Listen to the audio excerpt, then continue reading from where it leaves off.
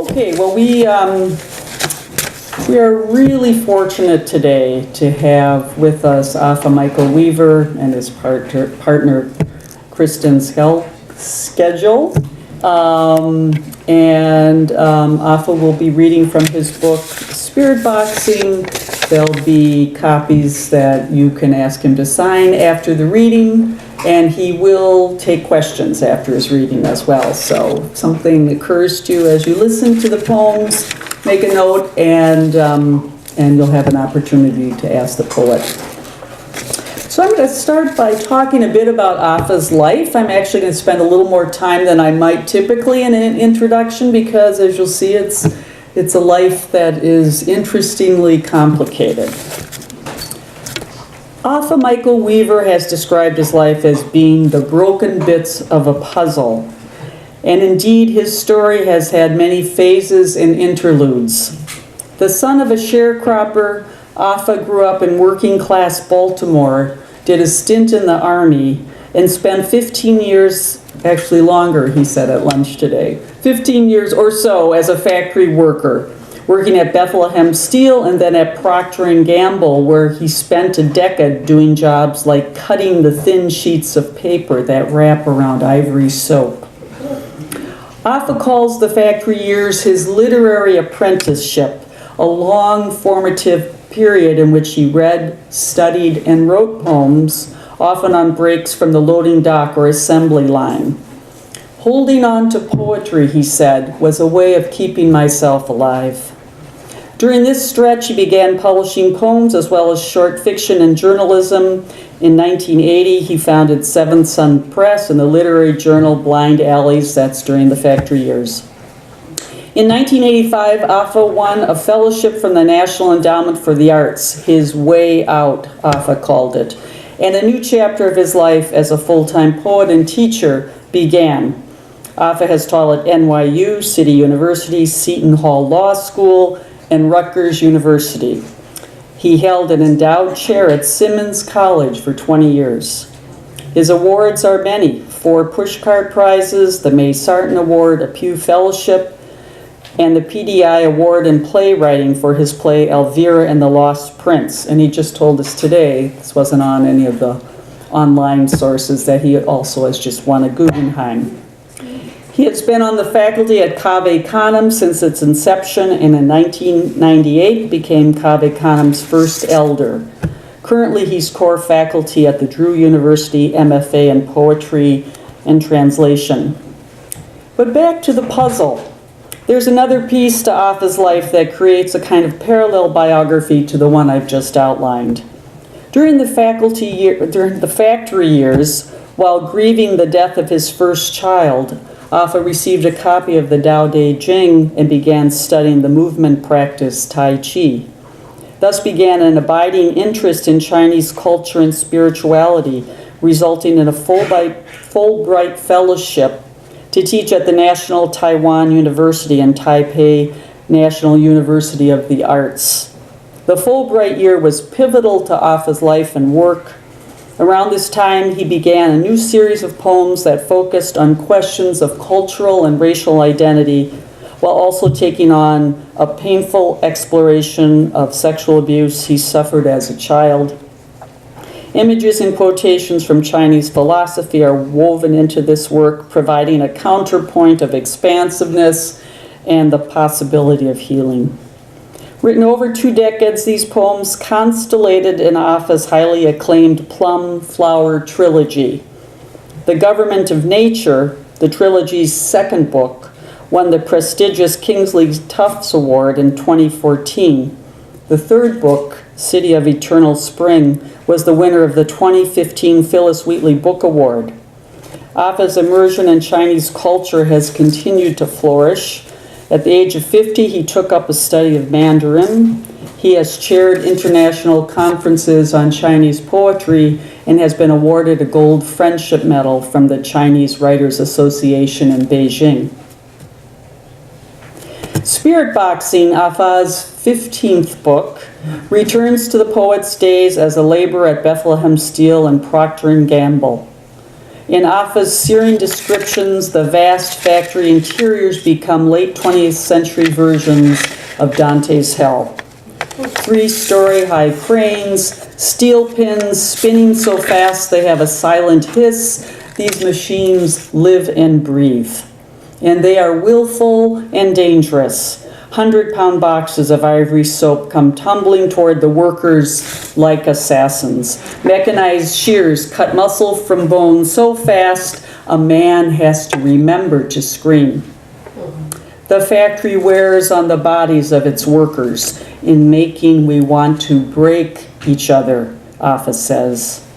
Even more tragic, the physical trauma and monotony of the job wears out the soul.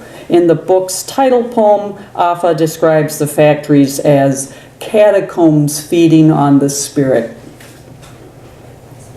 It is a dark vision, yes, but one ameliorated by poems such as The Rec Room, wherein Afaa describes the workers gathering in fellowship, eating, talking, staying connected with what is alive. Like those of Philip Levine and Whitman long before him, Afaa's portraits of working men and women have an intimate glow. In spirit boxing, I have met and will not forget Bluesman, the man stacking boxes with a hook in one hand, Artie, the Aikido master of the line, George, ever ready to lend a fellow worker a $5, and Freight Train, the factory's Ezekiel, who, after suffering a nervous breakdown, returns to the factory to learn from Afaa the 8 energies of the I Ching. In the poems of spirit boxing, Afaa returns to a theme which runs deep in his work, the reality of suffering and how one manages to live with and through it.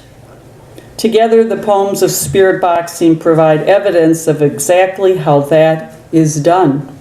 From the broken bits of the poet's life, they assemble a living, radiant whole. Let's welcome Afaa Michael Weaver.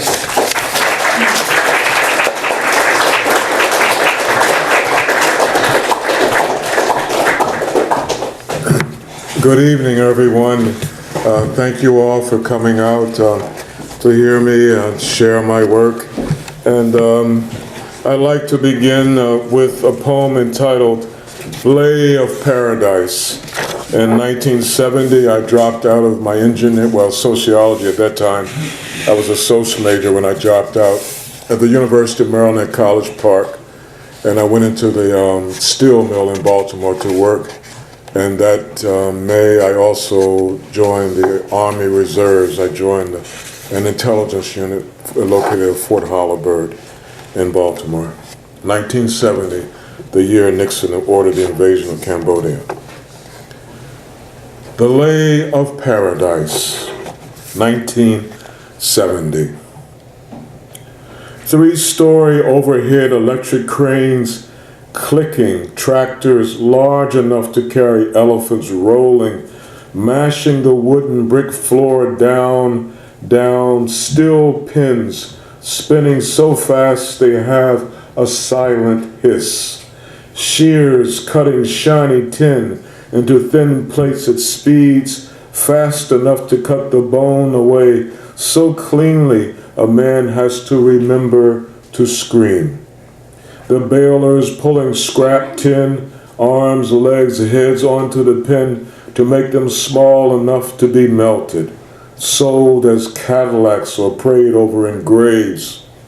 The soles of safety shoes of men and women tapping metal-plated walkways to workstations. I sit and sew word onto word when the mill is down. I study the invocation and wait to see a poem come out from the skylight in the mesh of corrugated metal walls.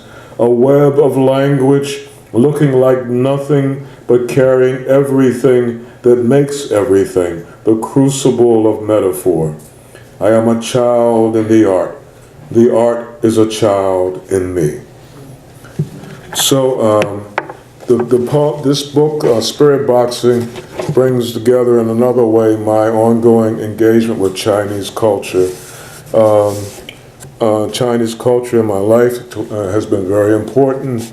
对我的生活，中国文化很重要, which is when, towards my life, Chinese culture is very important. And so, at the very first poem in the book, the preface, talks a little bit about an installation at the Cathedral of St. John the Divine, where the sculptor Xu Bing had phoenixes, two of them, suspended from the ceiling. He spent years collecting little buttons and things. And I was invited to read there with poets from China whom I knew, which was really quite a treat. You know, all say hi to each other, you know. Hi, long time no see, Hinjo, hi, me. So it was really nice. But then when I saw the phoenixes, I saw the structure of this book. I said, oh, there's my book hanging in the ceiling, you know, because I had the manuscript at that time was in different sections. So the very first section is sort of like the body of the bird. Wheels inside wheels, which refers both to Ezekiel's vision in the Old Testament and the I Ching, the Bhagavad, the 8 trigrams. And then the very end is sort of like the tail and so on. Wings extend from the body, and so, phew, but anyway, so, at least in my little mind, Xu Bing's Flying Phoenixes in the Cathedral of St. John the Divine. I am 64. Millions of lives are buttons on the coats of magnificent birds that arise from lost memories of building China from under waves of assaults. In Beijing 10 years earlier, I wait with poets and students to walk and speak, wandering through this language of aging, where Scherzer, poet once homeless, now sung as mythic ancestor of generations in the word. These buttons on birds of metal rising from ashes are lives of men and women who went into jobs, who never came home, who came home and died for pipe dreams, or dreams of a country, the Dust Bowl lifting up from starving families in the grapes of wrath, the shuffling armies of black sharecroppers, leaving the South for the North's harsh ways, under waves of assaults. In Kunming, I sit in a Muslim restaurant with a poet who gave me the Quran in Chinese, while around me folks celebrate the end of a day of work, sitting in a park, listening to the erhu, its eloquent moaning where Yu Jin sings about working in a metal factory, while Wang Xiaoni worked on a farm later to be the first woman to write after re-education. What do we know when we die, when our poetry writes history? I am 19, 3 Negro classics for lunch, a worker poet in an America where our soldiers kill our students. We are pilgrims in our souls. The Good Traveler.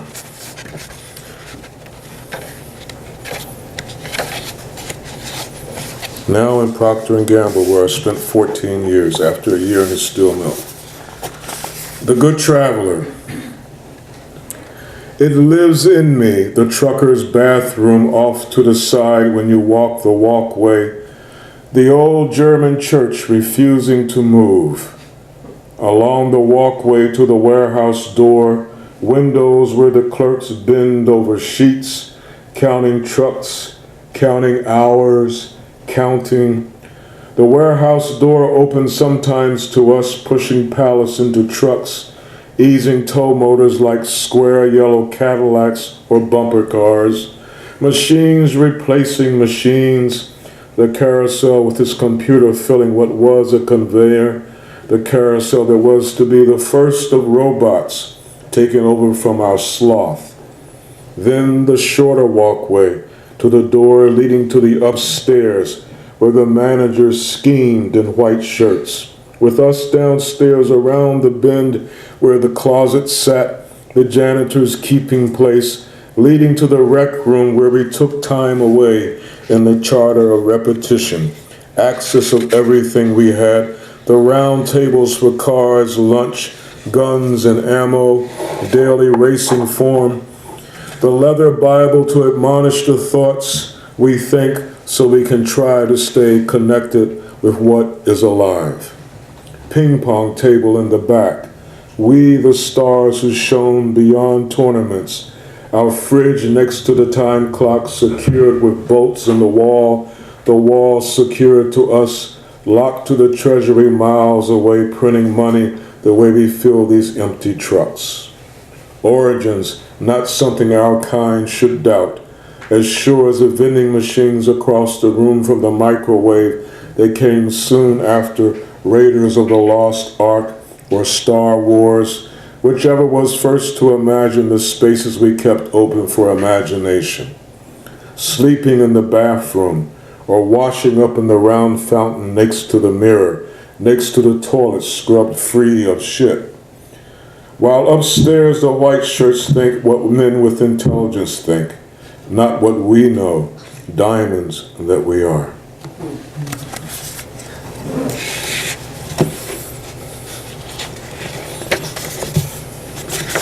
So when we worked the graveyard shift at night, we slept and we had people watch out for us while we were sleeping. We had a system that connected to the gates of the plant where the guards, some of the guards were on the outside, other guards were traders. And so we had to try to remember who was who. But then we would sleep in sections of the warehouse and the plant. Some of us had other jobs. We got up in the morning and went to the second job. And so that way we got our work done, but we never told the management how long it took to do the work. So there's a way to get by the system if you can. A truck driver from West Virginia. And when it comes to America's, as the media says, the white working class, I know them rather well. I worked side by side with them for years. A truck driver from West Virginia. He called himself Billy, although we knew he had another name, him here telling us how he hated white people, him as white as the white people we knew, but crisscrossed over in his mind by the groove Appalachia makes up and down the back of this country. His blues were made on the backs of folk more blue than black folk origins of the blues. Billy's so loud he could make loud hide itself in white shame. Taking his breaks with us, waiting for his truck to be filled with what washed the dirty laundry of a country he believed did not believe in him. Tipsy drunk as he was on the days he announced to us he was a hillbilly, like a lone wolf howling, sitting on his back legs, lost in the woods, afraid of what to feel in a space empty of whiteness, filled with strange cruelties, this the holy space of who can look down at us, his arm in a cast. Billy broke a thing harder than he was, the thing that tried to let him own a certain kind of dignity, the cab of his rig easing out of the truck yard, his baseball cap bouncing him back to the hills.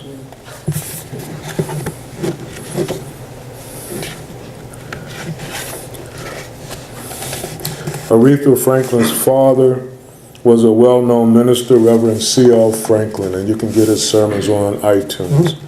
He was a master of the old school Baptist sermon. And he preaches on Ezekiel in the Valley of Dry Bones. And he had a wonderful voice. They called him the man with the $1 million voice. And he speaks as God. And to Ezekiel, and it says, Son of man, tell me, can these bones live? Speaking of the dead. And Ezekiel says, Lord God, thou knowest. You know. And I love to hear him speak. I grew up hearing that cadence in English. The worker we named the freight train and his revelation of Ezekiel's vision. In the stretched light of galaxies, the voice broke through crusted skin of old scars, ridges along valleys and the mountains of who he was. He sang the song in a music sheet of star to star, a harmony heard in the unseen world of wonder some call heaven, some call a higher, hotter hell than this world below. A man, a child, unhooked from the false wings of his own thoughts to fly into the brilliant fire of wheels, of God's tongue. A gift he found in his eyes, not one some ache to have, a gift too hot to handle, a gift crafted to inspire envy should he live to mentor workers. Should he survive long enough to know the hand on the heart, the grip on his soul was the hand of the origin of life, wheels churning all time, way past what any ego could hold, his mama and daddy crying in the corner seeing him blown wide open, the seraphim around him, surgeons of air, the gurney handling organs of a spirit, given the hard road to sing the song of workers and know the loneliness of Moses. From the psych ward to the packing machines, towers, unfilled boxes and tractor trailers, to live among the sane as insane, to bring the vision to their blind eyes of what waits for all of us.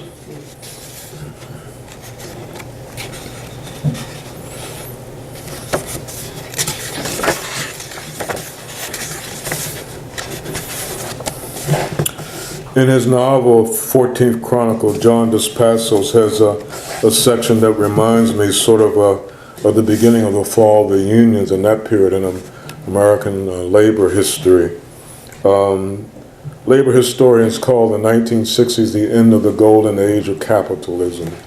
The machinery of the great pushes in the 20th century, World War I, factory jobs, black people moving to the cities, economy lurches forward. World War II, the same thing. They tried it with Vietnam, it failed. So the great machinery of capitalism doesn't have war to feed on it in the way that it did before. The system works that way. Eisenhower, when he left office, he said, beware the military-industrial complex. He understood it, right? So unions and strikes. I went on strike with my union, independent oil and chemical workers, and a good friend of mine crossed the line. It was a scab, black scab. He went skipping through the gate, head down while the rest of us walked the line, strikers against the great walls of the company while he skipped. A black man is not a paltry thing, but a rod taking on all the charge a mind can imagine, all the voltage of struggle, the electric explosions of what we hope to understand. Even as we know nothing of how this happened, one color above, others working the decks below, and some soul mill spinning out every product we can invent. He skipped along like a rogue deacon going to a meeting to throw out the preacher, or a gambler collecting on loaded dice, the crap game a mystery. The years went by, no one seemed to remember. The black scab was protected by what binds men in a world of work, a sameness, a congruity of heads and what sits in them, hopes and dreams I did not share. I became the scab in my father's world, against my inheritance, the web of possibilities spun by a spider hungry for black men, tying us to one another, against one another, while mills, cutters, shears, loaders, the army of wealth-making sees us, yet does not see us. The film of invisibility, the great glue of the web, while we fight the hurt of it to feel, to take the chance to believe we belong where we stand, where we lift loads next to white men with their own problems, next to men who are not black, but know the shadow of not being white, next to women who keep safe in silence and working as long as they can hold to a strength men cannot know. Somewhere in the broad counting, the relentless numbering of growth, we are all scabs, all agreeing to disagree, to distrust a call to order because the call comes from the same work assignment, the same sheet on the giant desk, surrounded by white shirts. And union bosses in league with the company men in blue, pretending to have our blues on hand, while in hand there is a wish to be above us in the golden ease of some superior air, mixed in the air of smokestacks, puffing what is left of us into the sun's eye. Black scab, walker on a wire tighter than philosophies of goods, holy scriptures of a natural market, and endlessness in a world of machines.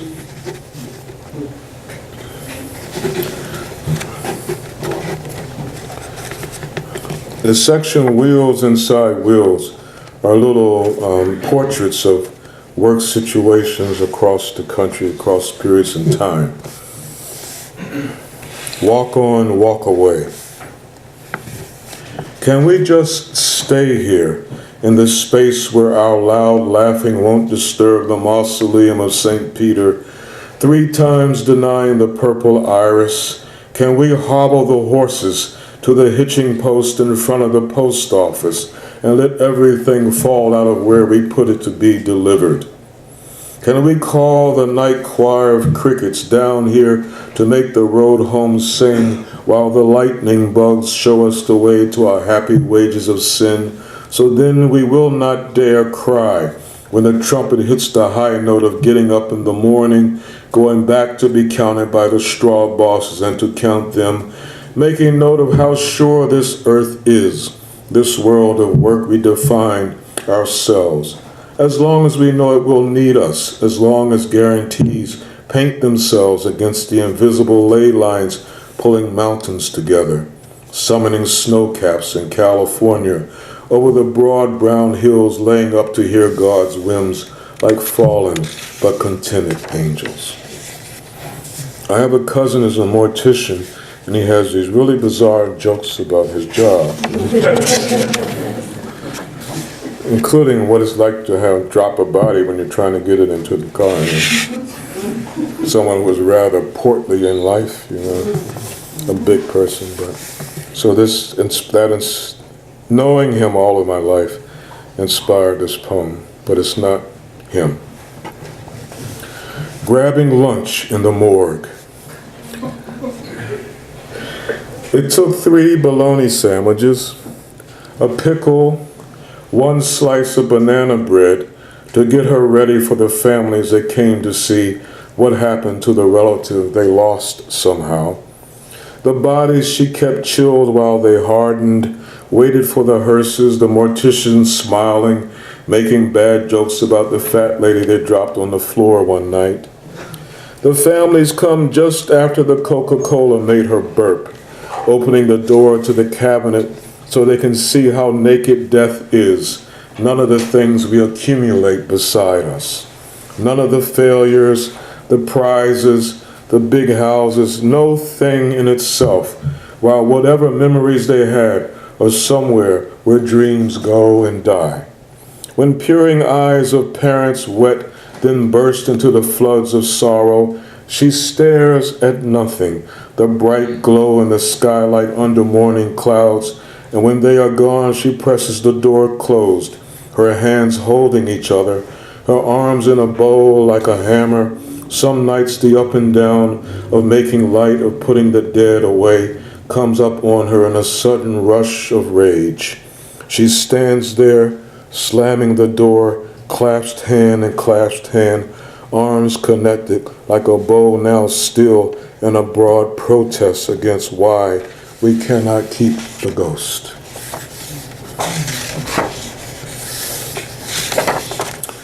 The gray mare. For those of us who know about keeping horses and how much work it is and how expensive it is, Kristen and I love horses, but we also know how much expensive they are. The gray mare.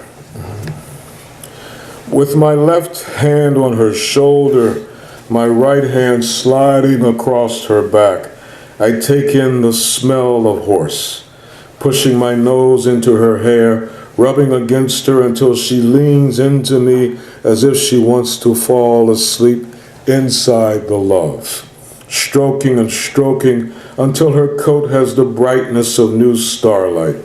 The morning sounds of the brood of beagle puppies in the barn, the calves out in the back pasture trying to nurse. Up and down the length of her side, one hand to steady myself, one hand to measure the distance inside I wish to be one with horse and landscape, the way the sky feels when I lift my hands Stretch my arms apart to split the clouds and know a horse is a fragile piece of God. The one divine bit of flesh that fell to earth with us took on the definite bones of being mortal to be what we cannot be. Strong where we are weak, weak where we are strong. So we become the one thing when I stretch my hands over the back of this gray mare and we are saved.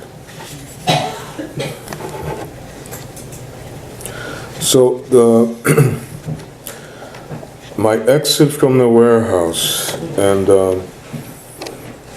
when I left the warehouse, I had received my NEA fellowship. I got the letter and I knew that I could leave.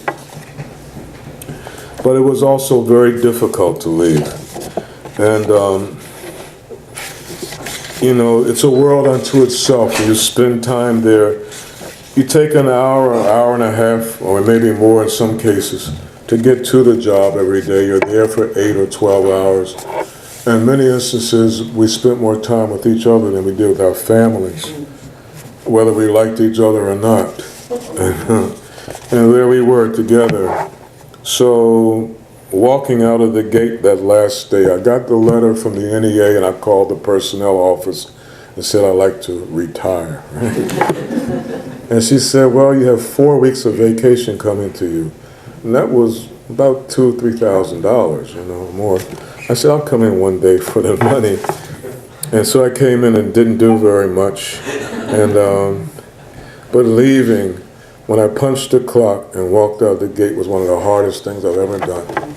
It was so hard to leave that place, So you get institutionalized, and so that was 14 years in Procter & Gamble.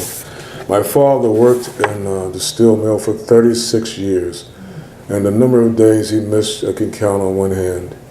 With severe arthritis, he would take his Andersons and just go to work, And when one of his colleagues died, he cried, one of his co-workers. And I said, Pop, what's wrong? He said, one day you'll understand. Freight train watches me do my Tai Chi.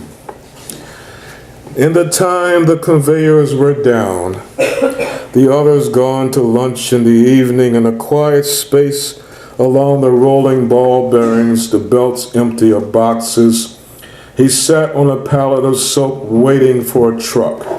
Sad eyes in his blue uniform, nearly in tears sometimes, for reasons we never quite knew, but could guess. Eyes that brightened and smiled when I did my Tai Chi, a dance no one he knew how to do, no black man for sure, only Chinese in books. I did the easier moves at work, brush knee and twist or repulse monkey, which made him laugh. And I loved to make him laugh when everyone else loved laughing at him in his pain. His low place hovered over by angels who hanged a saint's insignia over his head, a sign saved for folk who suffer without knowing why, who sometimes wanted to die in sadness. Chug-a-chug, put a plug in that sadness, I would tell him, to lift him up when days he seemed to have fallen through all the circles of hell, to hit the bottom of suffering. A too full world in him. I taught him the basics, and he memorized, took them inside somewhere to a jewelry chest to keep safe. I told him ancient stories like the one of masters who came into this world to teach us in our dreams, masters who could appear and disappear like angels. And some days I quizzed him about the energies to see how much he remembered. Tell me the 8 energies again, freight train, I forgot. He would chuckle, roll all over from his waist to his shoulders and say them in perfect order. Ward off, roll back, press, push, pluck, split, elbow, hip. You know what they is. We would laugh together, and one day he told me he loved me. To not fall apart, I did the 8 for him. Ward off, roll back, press, push, pluck, split, elbow, hip, until he laughed so hard the tears came back. As full as a child he had become in this world, with us where the world was too much for men, and men like me knew we had to leave. You got to be free, he said, on my last day as I walked away, looking back at the work where he had disappeared. Where no good can live. And I dreamed about, I had dreams, I guess I can say they were nightmares. I would wake up in the warehouse, and then the boss would say, get to work. Mike, get to work, stop daydreaming. And I said, I am dreaming, I am dreaming. Tell me, this is a dream. Tell me I can leave. And I'll end here. Where no good can live. The air of the not mind of sleep collects little bodies of capable engines small as atoms, with feet in the hands, the organic crawling out from infinite birth of dreams, not nightmares, seductive tugs at fears that are not fears at all, in the absence of meaning. No good comes where no good can live, and dreaming I remember where I belong. Not in the shimmering dust left when a golden eagle arcs across a mountain ledge, but where the mountain is made. From inside itself by miniature workers who know what we deserve. We all so loud, but humbly grateful for what we get. It's the same door back, the same set of what life gathers in the shuffle of cars of circumstance, casting the lines from stars inside our minds, tying the tethers until the great weight of dreams of returning are held and given a bewildering breath in the atoms of engines completely similar, hammered from the first one so that nothing strays from the plan.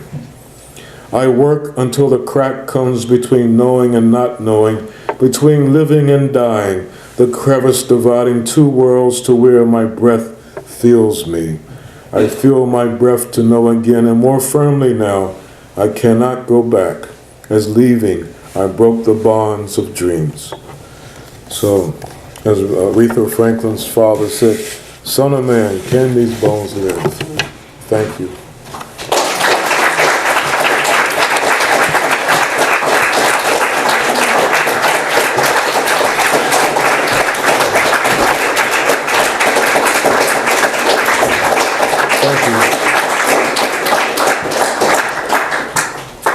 So, questions for Afaa?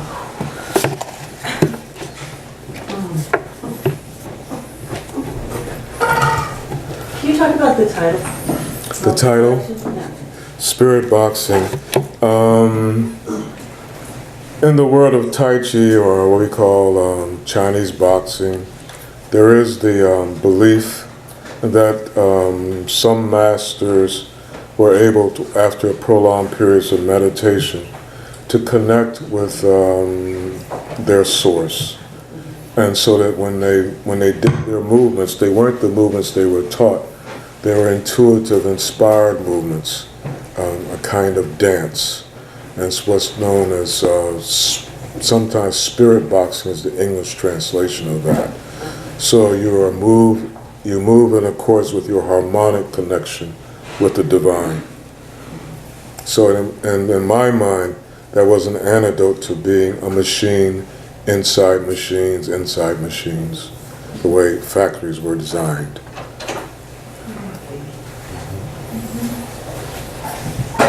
Where did your interest in Chinese culture specifically come from? Specifically, as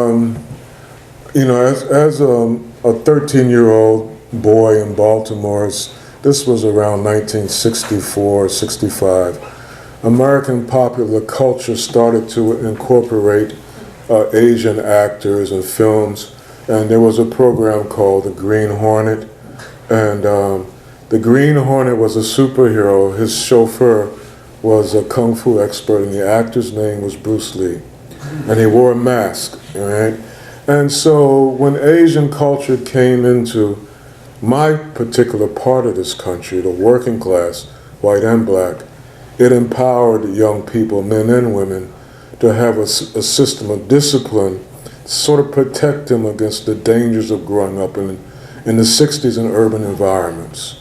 And I met a young white poet in Baltimore a few years back, and he told me his father has spent his life teaching karate. You know, and so American culture, Asian culture intersected, and at that same time, Chinese teachers began to teach outside of the Chinese community, which was a no-no before that time. There's still some things some people will not teach. But it goes back there, and then I read Alan Watts later on in the 70s, and then I was given a copy of the Tao Te Ching when I was 21, and it just kept building that way.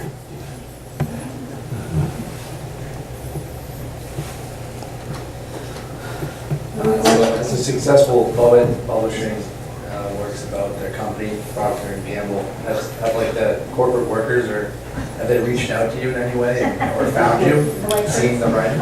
Well, the one lady who worked with me, Carol Parham, I guess Carol was a friend, she friended me on Facebook. And I said, oh, Carol, you know, it's like, I still haven't seen her in years, you know. And she left Procter & Gamble because it closed in 1995. I'm sad to say, it was really tragic for the people I knew who worked there. Never thought it would close. And then another co-worker, Debbie Keyser, Debbie emailed me and she said the sweetest thing. She said, I write too. This was about 10 years ago. She said, I've been following you. I said, thank you, Debbie, and keep writing, you know. Another person, I was at a buffet restaurant in Baltimore, and they call me Mike, but they call this guy Big Mike because he's that tall, you know. And he always had to buy big cars because he couldn't get in there, you know. So he bought the Oldsmobile 98. So I saw him in a buffet, and he was sitting. I said, Mike, is that you? He said, yeah. So I said, hey, Mike. And he said, we saw where you dedicated that poem to Duck and didn't talk about us. I said, okay. So, you know, and, you know, he told me that every Christmas they still get together. And for a moment I thought about, well, maybe I'd like to see them, but I don't know if I could. I'd have to take some Valium or something to brace myself because it was really hard to leave them, you know, really hard. You know. They were like brothers and sisters. And there was one lady, Lucille, she said to me, she said, Mike, she said, you get out of here, and don't you dare come back down here saying hi to us. I said, okay, Lucille.